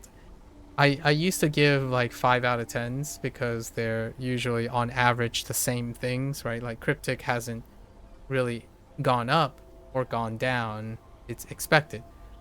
The first 2 weeks, I didn't say anything about last week. The first 2 weeks, unanimously worse. Like it's worse than Soul Harvest across the board, in my opinion. Like 3 out of 10, not even average. I think this punched well below the weight. Not sure if it's because they separated their efforts between like the slaughterhouse thing, or maybe there's a change of leadership, or a return to an old leadership but made new again. Maybe there's some downsizing, or all of the other things may lead to this. So there's no witch hunting here. Like, I'm not saying the developers have poor intent, or the business or the people who are running the investments have poor intent.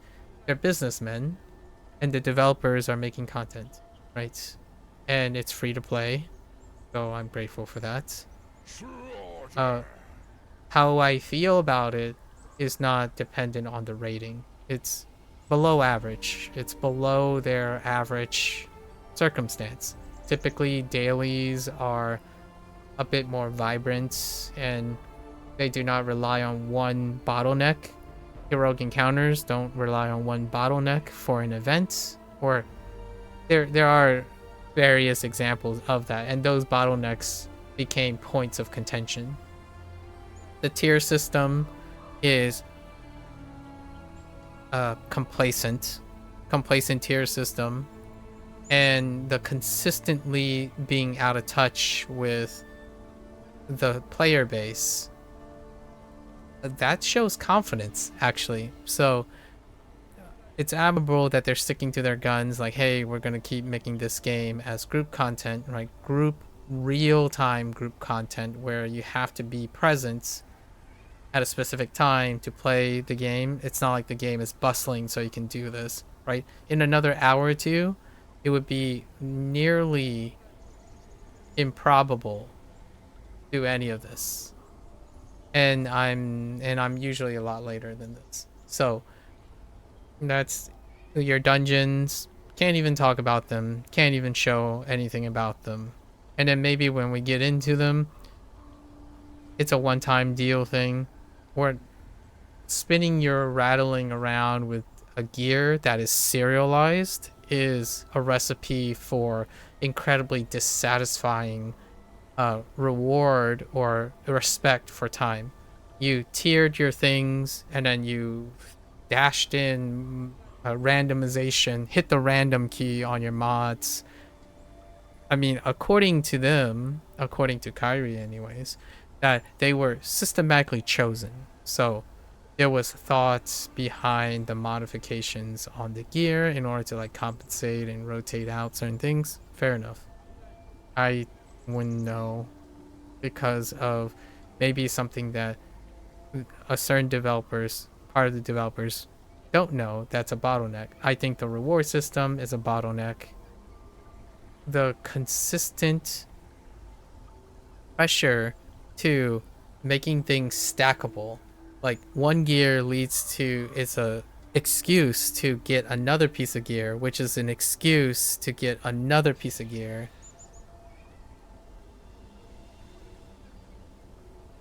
Not rewarding, because then it's all or none. So you get to the point where you either get 600, right? For example, the dust. You get 600 dust, or anywhere in between, it's irrelevant.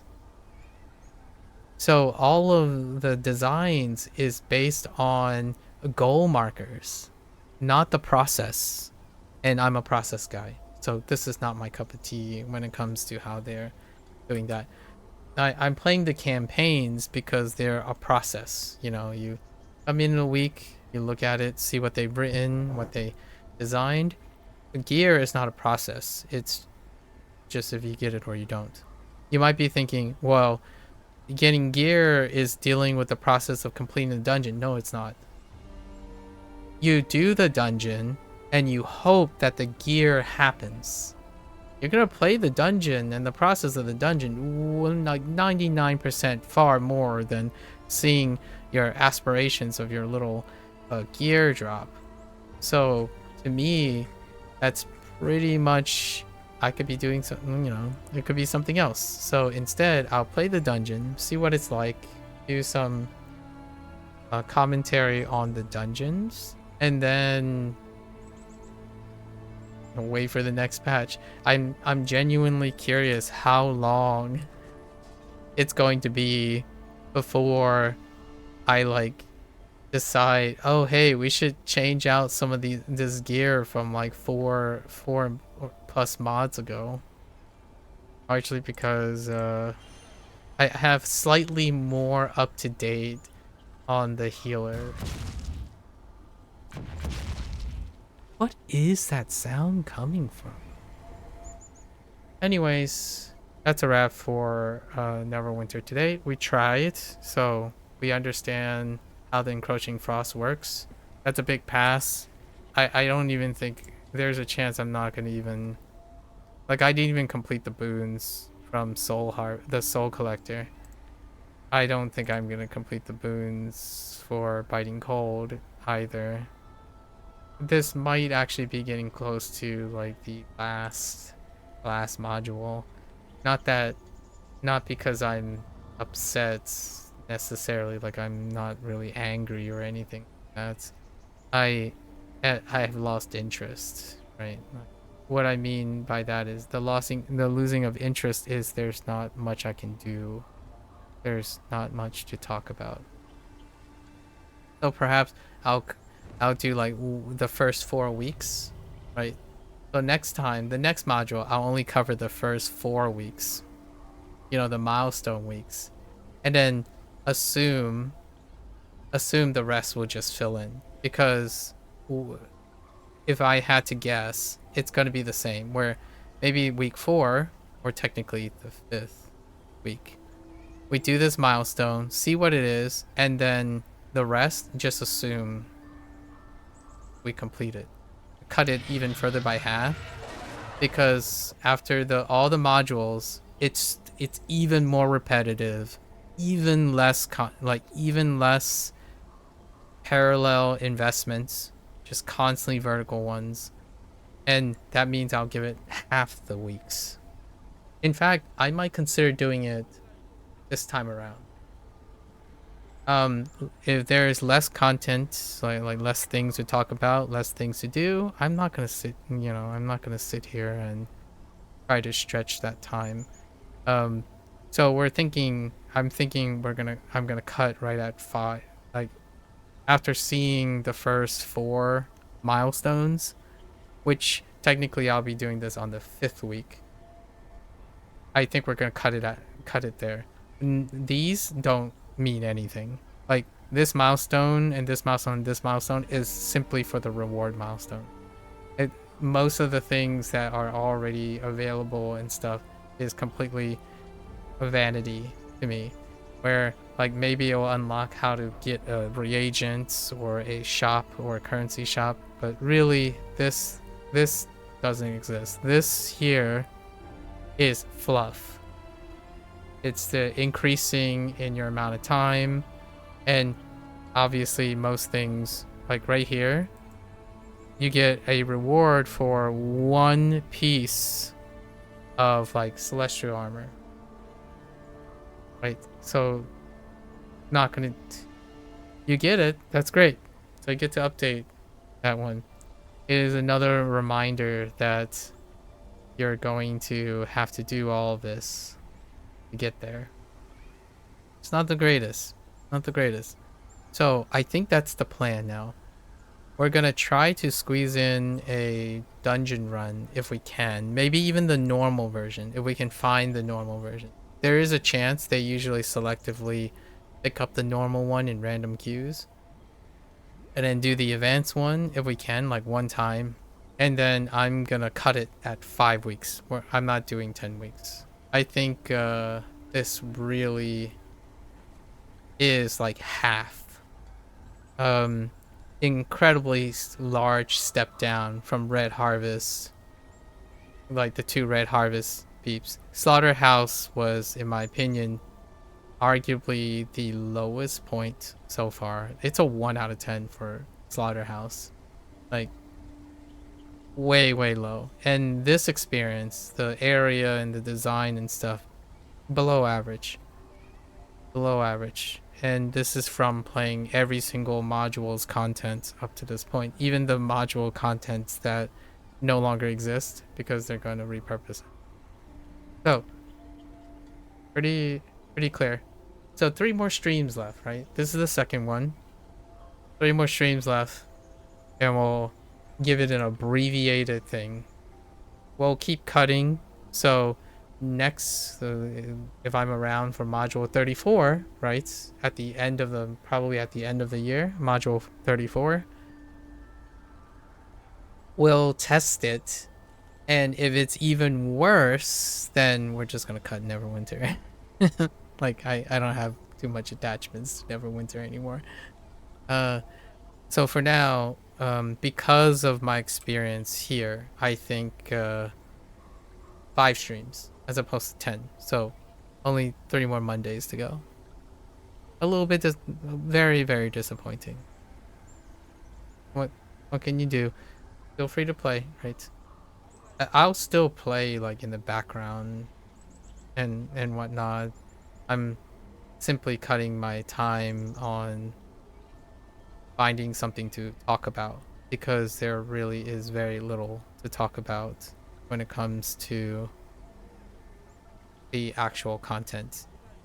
This is where I kind of I stick to my words, and when I do Neverwinter, it's largely to get to a milestone, and then when I get to that milestone, I wanted to share the milestone, like the actors, right, the dungeons, the places. I want to share that. I don't want to share, I myself prefer not to sit here and show you like, hey, here's what it feels like to play Neverwinter for 600 hours just to get your rings for your 3 characters. That is someone else's opinion, or that's someone else's like squeeze. If I am going to do that, I'm probably going to watch a video, watch a movie, listen to an audiobook, brainstorm some other ideas, do some chatting, like at this very moment. Like last time I did some chatting at the end, talked to Smokes, and had a time reflecting on like things to do, like seeing the aurora, right? Aurora. And sometimes I speak to people who aren't in their greatest state of mind, try to like think of happy thoughts or be excited about something. Neverwinter does not bring that excitement, but it does make for a pleasant backdrop to enjoy something else. So for me, I'm cutting the time in half because I want to spend that time watching movies, learning about imperialism and whatnot, and learning language and that type of thing. This is far cry. This is a far cry from E5X.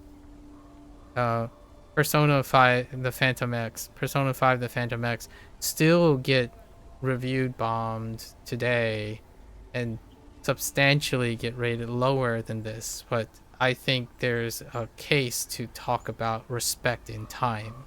E5X, in my opinion, greatly respects your time compared to this. This, in my opinion, would have to change. At least based on the feedback. So I'll keep in touch for the next 2 or 3 weeks to see how they respond. It's no Pearl Abyss, which is what Big War brought up last week. It's no Pearl Abyss. Pearl Abyss, like when Crimson Desert was released, they respond so fast, right? They got on top of it and whatnot. NTE as well, from Perfect World. The reason why I'm bringing up Perfect World is because Perfect World Entertainment, the Chinese group, the Chinese publisher, used to be related to Art Games, which was Perfect World West, and then now they're Art Games because they bought themselves and freed themselves from Perfect World, and with the whole Gearbox and Embracer Group situation and whatnot. And Perfect World Entertainment is Perfect World is doing well, at least. NTE, and I played P5X, but their NTE launch was great, right? Pearl Abyss is doing well. I mean, despite people disliking the quote-unquote grind for like BDO, I think this is arguably, this design is even more out of touch. So we'll see if it changes. I feel like there is a very active community manager who tries at least to attempt to communicate and bridge. The sentiments right now are they release surveys, they ask for feedback, and many of the vocal, like established community members, right, like people who play the end game, not me, I don't contribute to this. So in no way, I hope they find what they're looking for. I rarely engage in this anymore. Those who provide feedback, they simply have this feeling that they're overlooked. The surveys and the feedbacks are to placate the divisiveness. I'm actually typically on the side of the like a little bit lean on the developer side, where the developer has oversight that may not be as clear or transparent to the consumer. Like a consumer and a player, an end user, may not necessarily have the scope and all of the like logistics of the developer side and the publisher side. So it requires communication, transparency. What it seems like is there is communication and transparency, but it's a simple formality handshake right now. It doesn't lead to consequential compromises. There were occasional instances where there was evidence that feedback led to game changes or a compromise that shows that, oh, hey, we can do one better. Or like a developer, for example, if you're taking a feedback, you take the feedback and you contextualize it to the parameters that you are as a developer, so you do one better than the consumer's feedback, right?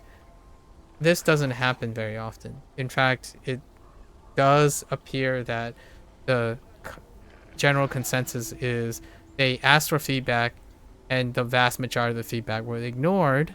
However, according to the community manager, they did take a lot of those into consideration, and they believe they made a judgment call that was accurate.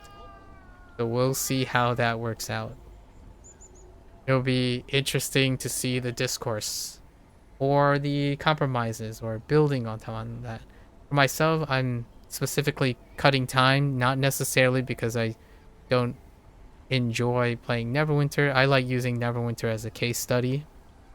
So what I mean by enjoy, not the act of playing Neverwinter. I like seeing games as case studies.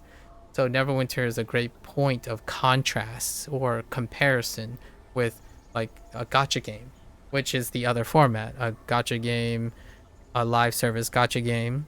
And then there's the growing open world-esque different business models revolving around the open world live service games. And then there's the single player like Crimson Desert, for example. So pretty case study to show that, hey, I've tried this, I've done this and whatnot. But the time investment is proportional to what they're doing. not whether I like the content, like why I think like, oh, this is really neat, or this makes me feel good or reward. I'm more interested in the intellectual pursuit. I don't mind doing something that I actively dislike, or don't mind doing something that I think I will dislike or uninteresting to me for the sake of trying to understand an experience. Like, for example, I go to the gym to try new things, even though I might not want to break from my routine. So this is Neverwinter is kind of one of those things. I play Hearthstone. I play PSO2 NGS. Maybe in a market for a new game. Here's a fun little bit that I'm sure now people will know if they play Neverwinter. I think it was 2 or 3 years ago, maybe within the last 4 or 5 modules. I still remember a couple of really hothead people came by and talked about how Ashes of Creation was gonna be like the next thing, and then around that time Crimson Desert, like Ashes of Creation was supposed to launch a little bit before Crimson Desert, and we know how that worked out. So at least now, and that's kind of how the gaming industry feels right now in this whole like makeshift Western fantasy. It would be interesting to see future Western fantasies come out in a different way, I suppose. I am looking for an alternative. That isn't necessarily a plug for a different niche group that I don't have to mention, right? Like waifus and gacha games and whatnot. I think P5X has filled that role. I would be totally up for like a resurgence for like a Lord of the Rings thing, maybe. Not into your Elder Scrolls anymore either. But Bethesda Soft would have to be really willing to adjust in order to catch my attention. So I know that's kind of a slightly lukewarm way to end things, but generally speaking, Neverwinter has declined like dramatically. Again, I'll leave room for the next module 2 for the old leadership to be a new leadership again. Alright folks, that's a wrap for Neverwinter Week 2 of The Biting Cold. If you're going to watch this later, thank you. As always, feel free to follow along, pick up Neverwinter for yourself. I guess, typically, if you're ever even curious about random commentary from someone like me, you're probably already have your own opinion of Neverwinter, and either you're invested or you have your established thoughts. So the vast majority of my conversations about Neverwinter specifically during a Neverwinter stream is typically pleasantries on hearing other people know everything that they know about Neverwinter, because this is pretty a legacy exclusive type of deal. So until then, enjoy, I suppose. Stay safe. And I'll catch you guys on the next one. Take care now. Bye bye.